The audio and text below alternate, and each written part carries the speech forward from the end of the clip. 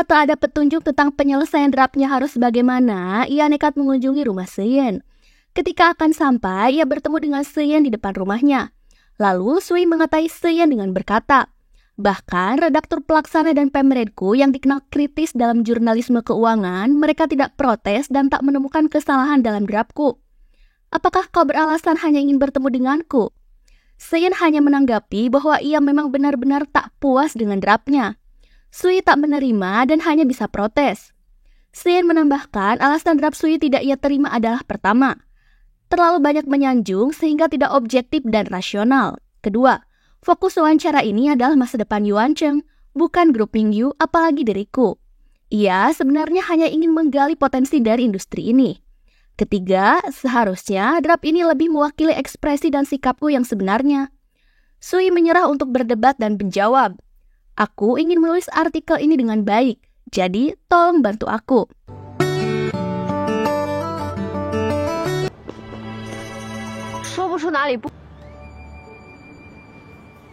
Seyen mengajak Sui untuk memperbaiki draft dalam rumah.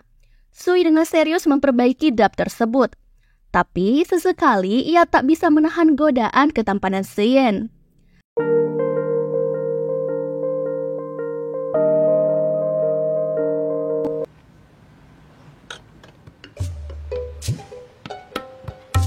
Sementara itu, Sui mencurigai pamannya karena bersikap tak biasa. Bahkan ketika tadi ia menelepon pamannya, ia diabaikan dan berkata sedang sibuk. Guaji menanggapi bahwa ia sangat yakin jika Seyen sedang menyembunyikan wanita di rumahnya. Seyu menjawab, benarkah? Akhirnya setelah 3 tahun pamanku bertemu orang baru. Singkat cerita, sepertinya Seyen sengaja menyuruh draft Sui untuk direvisi berkali-kali. Karena setelah waktu menunjukkan pukul 10 malam, ia tampak basa-basi lagi langsung menyetujui dan sudah puas dengan draft tersebut.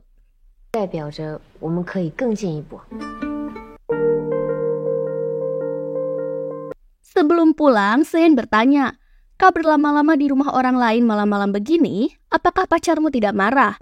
Sui menjawab, aku baru putus dengan pacarku beberapa waktu lalu. Jadi, apakah aku boleh mengejarmu? Seyen menanggapi, jika aku menolak, maukah kau berhenti? Sui menjawab lagi, tentu tidak. Di sini mereka saling menatap dalam waktu yang cukup lama. Saat pulang, Sui bercerita kepada temannya bahwa ia telah menyatakan perasaan kepada Seyen. Namun, Seyen langsung mengusirnya. Setelah mendengar hal itu, temannya menanggapi bahwa cerita ini seperti sio dominan yang ada dalam novel. Jika semakin menyangkal, maka ia semakin menyukaimu. Seyen seperti pria mesum. Buktinya, ia terus menolak draftmu dengan tujuan untuk menarik perhatian. Sui menanggapi bahwa perkataan temannya hanya omong kosong dan sebuah kepercayaan diri yang sulit dijelaskan. Meskipun begitu, Sui sangat percaya diri untuk mengejar Seyen. Ia terus mengirim beberapa pesan dan kata-kata menghibur kepada Seyen meskipun dibalas dingin.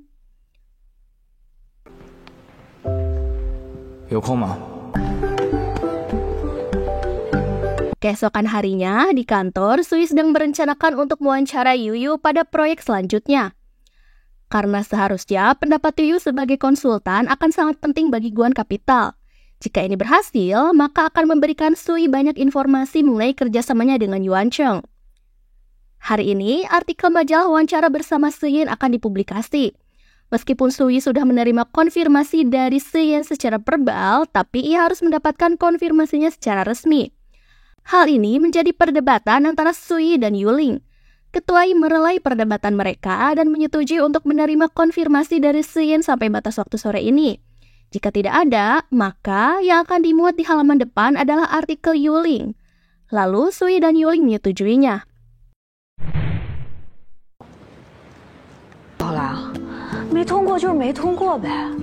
Merasa begitu was-was karena belum ada balasan konfirmasi dari Seyen sampai pukul 11.30 malam, Yuling pun semakin sinis dan menyindir Sui. Tapi untungnya, setelah memohon kepada Seyen dengan mengirim pesan, akhirnya draft artikel tersebut disetujui secara resmi melalui email Ketua Pemred.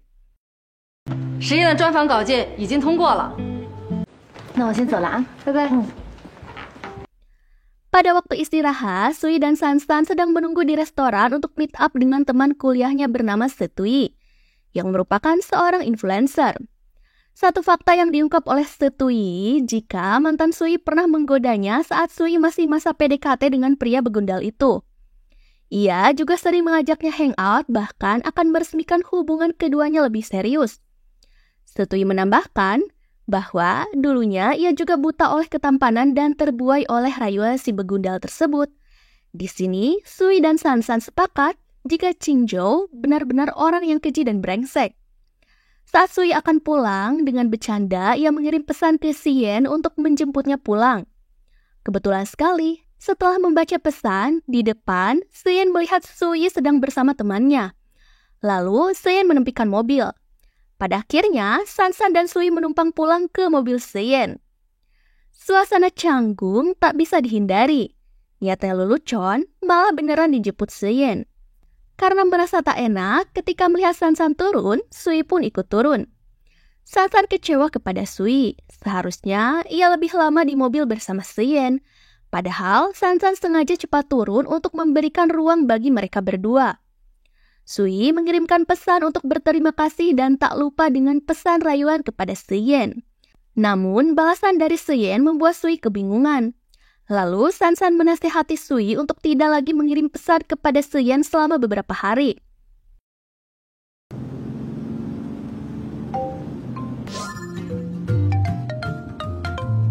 Pada malam harinya, Sansan berencana untuk bertemu dengan Guanji di bar. Namun setelah sampai, Sansan malah melihat Guanji sedang akrab mengobrol dengan teman wanitanya yaitu Seiyu. Sansan cemburu dan minum di meja lain. Saat Guanji pergi keluar, Seiyu digoda oleh pria tak dikenal. Namun Sansan membantunya untuk melindungi Seiyu dan berhasil mengusir lelaki tersebut. Singkat cerita, saat Guanji kembali, Seiyu menceritakan tentang seorang kakak cantik yang menolongnya. Lalu Guanji bertanya, "Mana kakak itu?" Lalu Seiyu menunjuk. Karena Guanji tahu bahwa itu Sansan, ia menghampirinya dan mengajaknya untuk minum bersama. Namun Sansan menolak dengan alasan saat ini ia lelah dan ingin segera pulang. Kali ini Sui memiliki proyek ingin mewawancarai Yuyu. Saat keduanya bertemu, mereka saling memuji. Di tengah pembicaraan ada panggilan telepon dari ibu Sui. Sui meminta izin untuk mengangkat telepon tersebut. Dalam pembicaraan tersebut, ibunya meminta Sui untuk segera berpacaran dan menemukan seorang pria agar ia segera menikah. Pembicaraan tersebut terdengar oleh Yuyu. Setelah menutup telepon, Yuyu bertanya, "Apakah ibumu mendesakmu untuk segera menikah?" Lalu Sui mengangguk. Yuyu juga memahami ungkapnya, bahwa ia juga didesak oleh orang tuanya untuk segera menikah. Kembali ke pekerjaan. Yuyu mengundang Sui untuk mendatangi konversi pers Guan Capital pekan depan. Menurutnya, ini akan membantu Sui untuk menjawab beberapa pertanyaan penting dan menambah bahan materi interviewnya.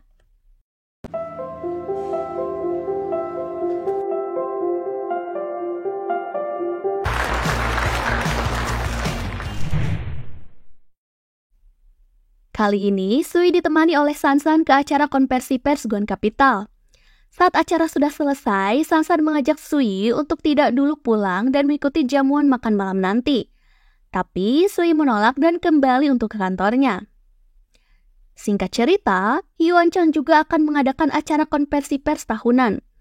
Mengingat pernah ada hubungan kerjasama dengan Sui, ia masih belum mendapatkan undangan untuk menghadiri acara tersebut. Saat undangan itu datang, Sui sudah percaya diri bahwa itu akan ditunjukkan kepadanya. Namun sayangnya, salah satu karyawan di sana menyerahkan undangan tersebut kepada Sui Yuling. Sui mendatangi ruangan ketua Pemred. Ia protes kepada ketua Yi mengapa tidak ia yang diundang ke acara itu. Padahal ia ingin membuat liputan khusus tentang Yuan Cheng dan menaruhnya di majalah digital. Tapi Ibu Yi belum menyetujuinya saat ini. Ia mengingatkan kembali jika liputan khusus untuk majalah digital akan memakan waktu yang sangat lama. Lagi pula, ini hanya konversi pers. Sui bisa bertarung tahun depan dengan Yuling untuk mendapatkan berita utama nanti. Setelah bernegosiasi lama, akhirnya Bu Yi menyetujui Sui untuk dapat hadir ke acara konversi pers dengan syarat ia harus membawa Seiyu bersamanya.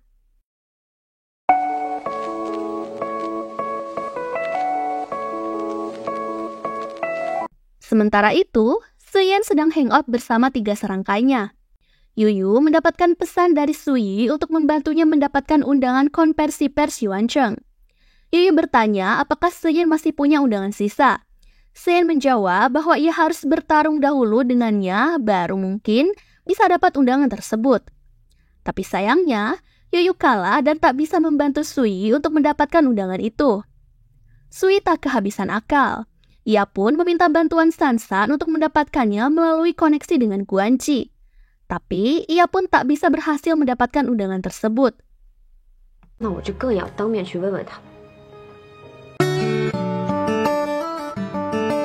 Acara konversi pers Yuancheng hari ini dilaksanakan. Su Yuling mendapatkan posisi kursi cukup bagus dan mengunggahnya di media sosial. Sepertinya ada kesalahpahaman. Saat Seyin mengecek kursi untuk tamu finansial introduk, ia malah melihat Yuling. Seyin memarahi staf humas karena jurnalis yang hadir dari finansial introduk bukan Sui. Lalu sekretaris Seyin menginstruksikan staf tersebut untuk memindahkan Yuling. Dari kejauhan, Sui melihat Seyin. Sementara Seyu ketakutan saat melihat pamannya dan langsung masuk ke tempat acara.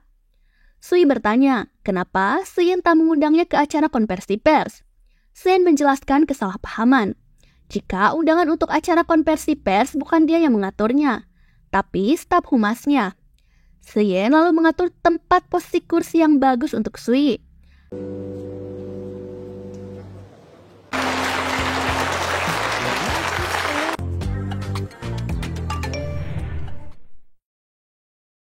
Tahun ini, Yuancheng banyak berinvestasi di perusahaan teknologi.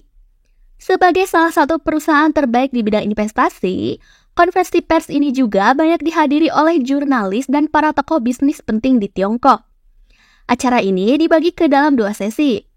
Saat selesai sesi pertama, Seyin melihat Sui sedang bersama rekan jurnalis pria yang membuat Seyin cemburu. Dengan suara keras, ia memanggil Sui. Seyin beralasan dia hanya ingin menanyakan wanita jurnalis yang di pinggir tempat duduknya, yaitu Ken Seyu. Sui sedikit kesal dan cemburu karena memanggilnya hanya karena itu. Nah, sebenarnya sampai saat ini, Sui belum tahu jika Seyu adalah sepupu Seyin.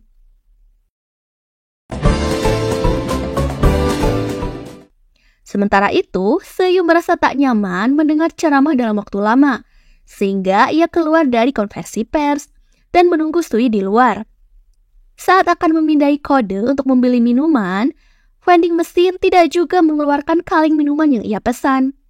Seyu akhirnya dibantu oleh Yuyu.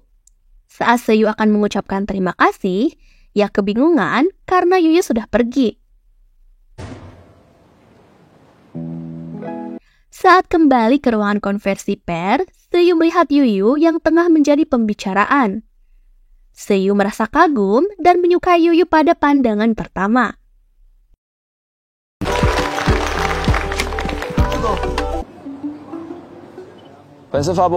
Acara konversi pers selesai. Sui salah paham melihat Seyin dan menganggap sedang mengondah Seyu. Padahal Seyin memarahi keponakannya yang terlihat bermalas-malasan saat konversi pers. Karena Seyin tahu bahwa ia dilihat Sui, ia membiarkan Seyu untuk pergi agar tidak diketahui bahwa Seyu adalah sepupunya.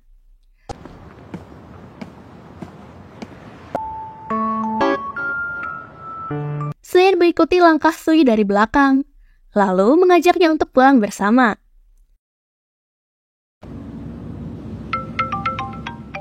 Seyin tidak mau membangunkan Sui yang tengah tertidur. Telapak tangannya menyentuh pipi Sui yang dengan sukarela menjadi penyangga. Saat Sui bangun, ia dengan sadar melihat wajah Seyin tepat di depannya.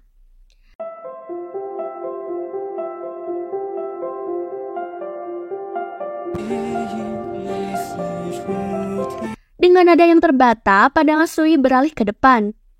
Dengan bicara manis, Seyin mengatakan jika mereka baru sampai. Karena berpikir suasana Seyin dalam keadaan baik, Sui ingin membahas lanjutan kerjasamanya untuk liputan khusus. Mood Seyin langsung berubah drastis. Ia tidak suka jika membahas tentang pekerjaan di waktu pribadinya.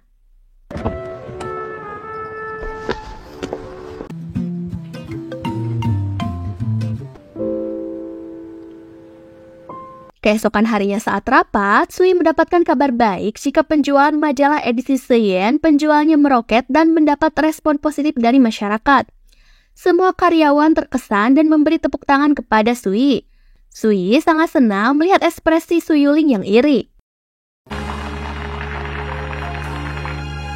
Sui mengirim pesan WeChat ke Seien untuk mengajaknya menonton konser Song Lelan. Merasa heran karena pesannya sangat cepat dibalas Seien. Ia langsung saja menyetujui untuk keluar bersama. Begitu pula dengan Sansan. Ia mengajak Guanzhe untuk menonton konser Song Lelan.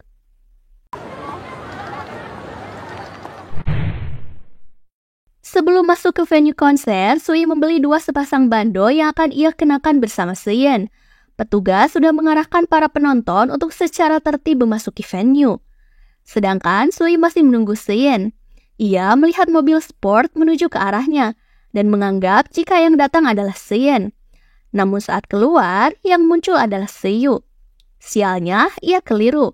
Pesan WeChat yang dikirim kemarin tidak dituju kepada Seien, tapi malah ke Seiyu.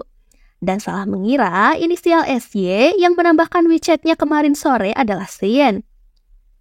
Dengan pasrah, ia akhirnya hanya bisa menikmati konser Song Lelan dengan Seiyu. Rupanya, penyanyi Song Lelan merupakan ibu dari Seiyu, dan juga sekaligus kakak dari Seien.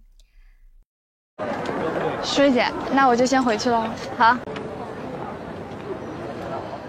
Saat Seiyu akan pulang, ia melihat Yuyu tengah keluar dari gedung konser dan menganggap jika Yuyu merupakan penggemar ibunya. Lalu menelepon ibunya untuk memberikan album edisi terbatas untuk diberikan kepada Yuyu.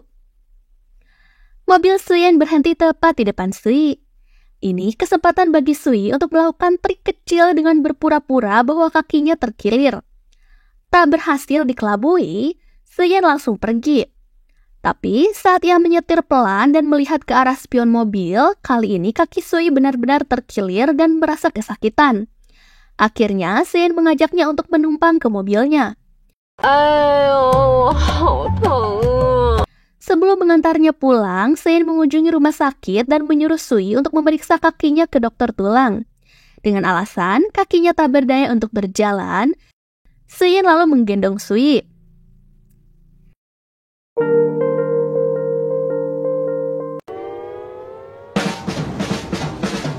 Tak seperti harapan Sui, ia akan digendong kembali oleh Seien. Saat selesai diperiksa, ia diantar oleh seorang suster dengan kursi roda. Kali ini, triknya kembali terbongkar. Sebuah kucing hitam menuju ke arahnya dan membuat Sui berlari ketakutan ke arah Seien. Ini membuktikan jika kaki Sui saat ini baik-baik saja.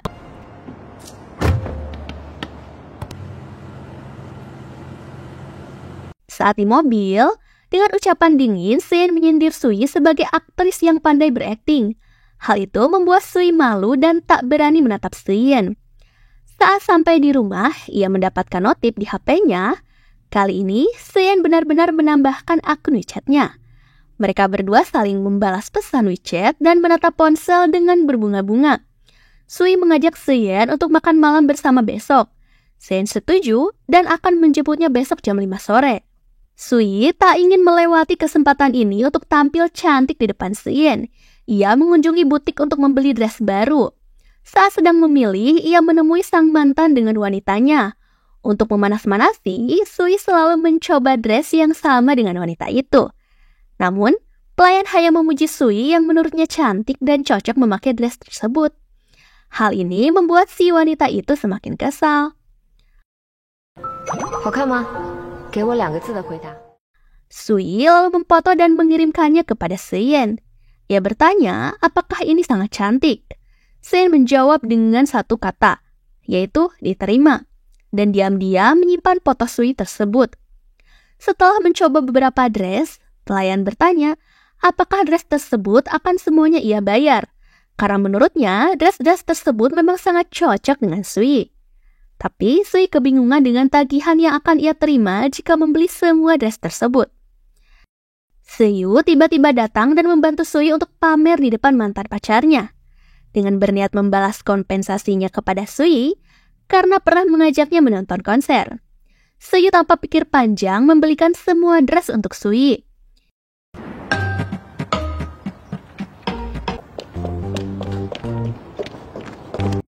Seyen mengajak Sui ke tempat perjamuan keluarga. Jauh dari bayangan Sui yang akan makan malam privat berdua di tempat romantis. Ketika langkah mereka memasuki ruangan, keduanya tak bisa lepas dari perhatian banyak orang. 美女记住了，在逃太子爷还真是。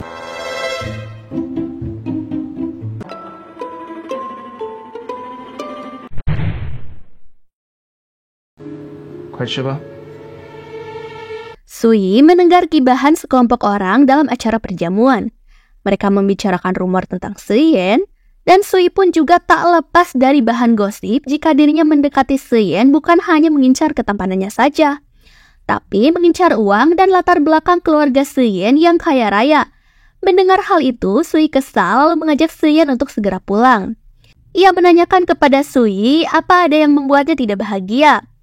Sui hanya tak habis pikir banyak orang yang berbicara negatif tentang Seyen hanya dari beberapa pertemuan dan rumor yang beredar.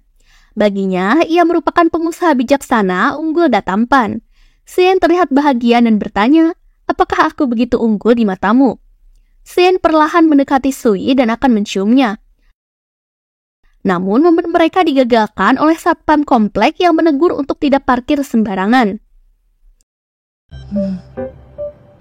我没事，确实毫无意义。 Singkat cerita, saat ini pembicaraan dana investasi untuk Lean masih menjadi bahan pembicaraan oleh Yuan Chang dan Guan Capital. Apalagi investasi untuk inovasi baterai jadat ini membutuhkan siklus penelitian panjang dan biaya yang tidak sedikit. Jadi, perusahaannya harus berhati-hati, apalagi ada Jahlan yang merupakan saingan bisnis dalam bidang yang sama. Tim Yuan Chang dan Guan Capital sangat optimis dengan memperpendek siklus investasi dan dana pencairan yang cepat akan lebih memperbesar peluang mereka untuk memimpin industri ini. Seyen memberikan pendapatnya kepada 3 serangkai saat selesai rapat. Menurutnya, meskipun Jada saat ini memimpin inovasi baterai semi padat, tapi perusahaannya saat ini terlalu fokus memproduksi barang, bahkan melebihi kapasitas.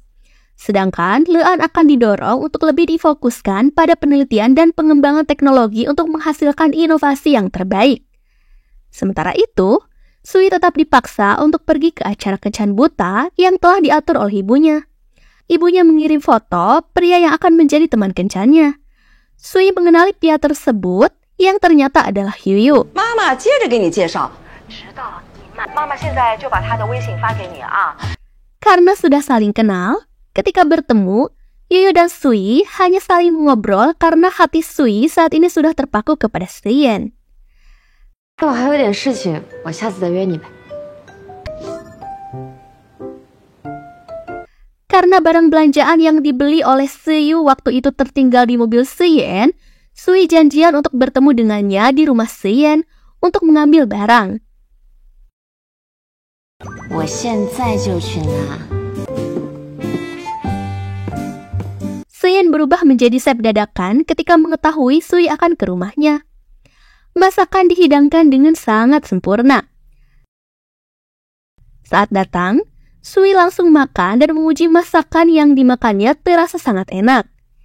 Jika setiap pagi dihidangkan dengan masakan yang sama seperti ini, aku sangat bersyukur, ungkap Sui. Mendengar hal itu, Seyen merasa senang, tapi mimiknya kembali berubah saat Sui lanjut mengatakan, pasti aku bisa beli makanan enak ini jika bekerja lebih giat dan menghasilkan banyak uang. Hal yang dipikirkan Sui ternyata berbeda apa yang dibayangkan oleh Seyen. 你的东西，还真是爱拿东西夹蹭。 Saat pulang dan semua dress pemberian Sui sudah ada di tangannya, Sui langsung merapikan barang tersebut dan menunggu kurir untuk mengambil dress-dress itu. Rupanya, barang tersebut akan semua ia retur kembali ke tokonya. Ia tak merasa enak hati menerima barang-barang itu dari Seyu. Karena memakai kartu kredit Seyen, uang dari retur pengembalian baju yang dibelikan Seyu telah terdebet ke rekening Seyen. Saat melihat notif itu, Seyen mengatakan jika kali ini Seyu sudah berubah dan mengembalikan barang-barang yang menurutnya tidak berguna. Seyu menjelaskan jika barang tersebut bukan untuk dirinya, tapi untuk atasannya Jing Sui. Namun dia bersikuku untuk mengembalikan barang tersebut padahal Seo memang ingin memberikannya hadiah. Di sini Seyen tampak tak membicarakan hal ini lebih lanjut. Sansan menemui Sui yang sedang dinas di Wuncheon. Ia pergi ke kota tersebut untuk menggantikan perjalanan bisnis temannya.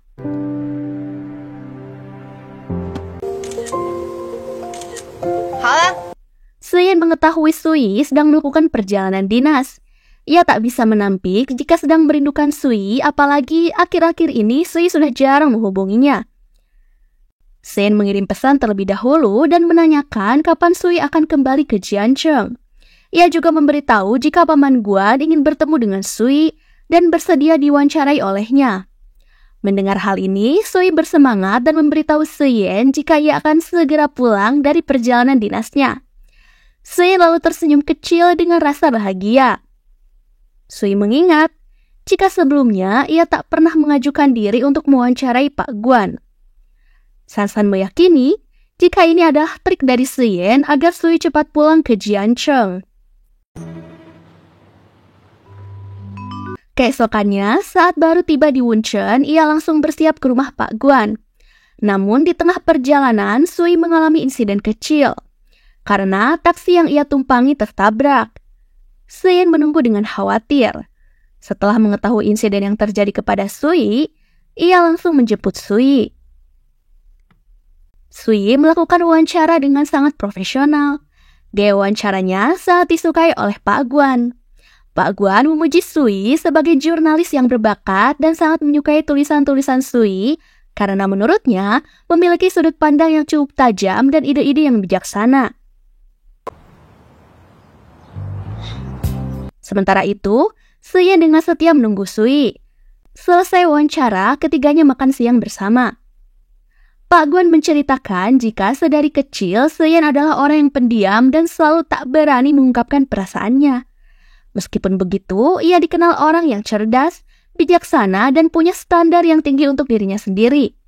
Pak Guan berharap Sui bisa lebih banyak mengobrol dan mengenalnya lebih jauh.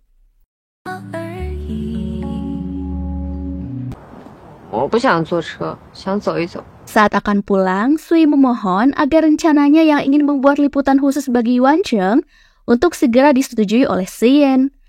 Tapi Seyen mengajukan beberapa syarat, diantaranya Sui harus mengikuti dan perlu memahami Yuancheng secara mendalam. Dimulai dari pekerjaannya, rincian spesifikasi proyek, dan filosofi kinerjanya. Aturan ini terdengar aneh bagi Sui, tapi baginya ia tetap tidak mau melewatkan kesempatan ini. Perusahaan Yuancheng sedang mendiskusikan kemungkinan akan berinvestasi ke perusahaan Jahlan. Tapi akhir-akhir ini, banyak mobil listrik yang menggunakan baterai jadat dari Jahlan mengalami kecelakaan.